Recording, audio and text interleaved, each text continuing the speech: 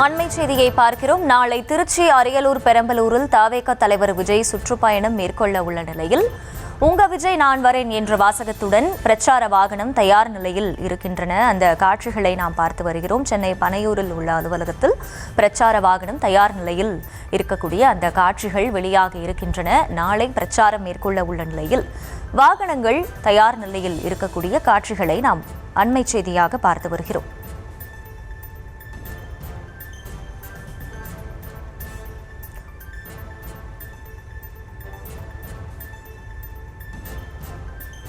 Orange இளஞ்சிவப்பு கலந்த வண்ணத்தில் விஜயின் பிரச்சார வாகனம் காட்சியளிக்கக்கூடிய நிலையில் தயார் நிலையில் நிறுத்தி வைக்கப்பட்டுள்ளன.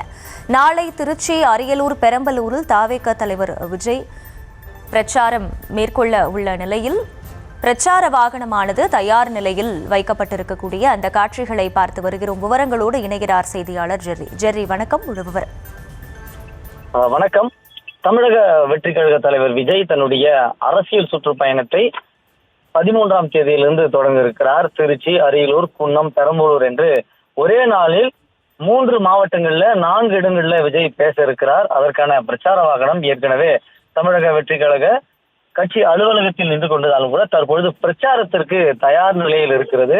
நீண்ட இழுபறிக்கு பின்னரே திருச்சியில விஜய் பேசுவதற்கான அனுமதி கிடைக்கப்பெற்றது. 13ஆம் தேதி குறிப்பிட்ட, அதாவது ஒதுக்கப்பட்ட மரக்கடை இடத்தில் விஜய் பேசுவதற்கு அனுமதி வழங்கப்பட்டிருந்தாலும் கூட விமான நிலையத்திலிருந்து பிரச்சாரம் மேற்கொள்ளும் இடத்திற்கு அவர் ரோட் ஷோ நடத்தக்கூடாது, அவருக்கு வரவேற்பு வழங்கக்கூடாது என்று போலீசார் வலியுறுத்தி இருந்தாலும் கூட பிரச்சாரத்தில் அமர்ந்தபடியே தொண்டர்களுக்கு கையசைத்தவாறு விஜய் வருவதற்கு, அதாவது குறிப்பிட்ட இடத்திற்கு வருவதற்கு திட்டமிடப்பட்டிருக்கிறது. அதற்கான வாகனம் தற்பொழுது தயார் நிலையில பணியூர் அலுவலகத்தில் இருக்கிறது. நாளை காலை 9:30 மணி அளவுல சென்னையிலிருந்து தனி விமானம் மூலமாக திருச்சி விஜய் புறப்படுகிறார்.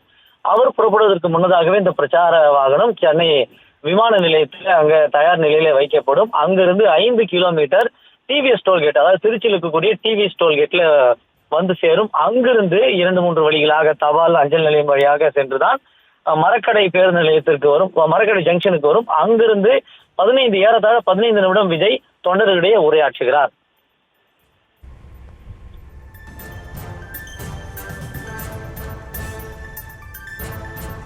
விவரங்களுக்கு நன்றி ஜெர்ரி.